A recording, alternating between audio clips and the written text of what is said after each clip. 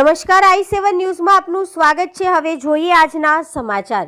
શામળાજી પોલીસે રાજસ્થાન રાજ્યને અડીને આવેલા રતનપુર ચેકપોસ્ટ પર રાજસ્થાન તરફથી આવતા વાહનોનું ઝીણવટભરી રીતે તલાશી લઈ વિવિધ વાહનો મારફતે વિદેશી દારૂ ઘુસાડવાના પ્રયત્નશીલ બનેલ બુટલેગરોના મનસૂબા પર પાણી ફેરવી રહી છે। ત્યારે રાજસ્થાન તરફથી ટ્રકમાં વિદેશી દારૂની હેરાફેરી થતી હોવાની બાતમી મળતા પોલીસ સતર્ક બની બાતમીના આધારે ટ્રકને અટકાવી તલાશી લેતા ટ્રકમાં કાપડના તાકાની યાર્ડમાં સંતાડેલ વિદેશી દારૂની બોટલ લંગ 2160 જેની કિંમત 9,09,600નો જથ્થો જપ્ત કરી ટ્રક ચાલક યોગેશ ભાગુજી ગુર્જર રહેઠાણ દહીમથા ભીલવાડા રાજસ્થાનને દબોચી લઈ દારૂ ટ્રક સહિત મળીને 17.11 લાખનો મુદ્દામાલ જપ્ત કરી વિદેશી દારૂ ભરી આપનાર બુટલેગર સંતોષલાલ રહેઠાણ ભીલવાડા રાજસ્થાન સામે પ્રોહિબિશન એક્ટ હેઠળ ગુનો નોંધી ઝડપી પાડવાના ચક્રો ગતિમાન કર્યા હતા। કૌશિક સોની, બ્યુરો, અરવલ્લી।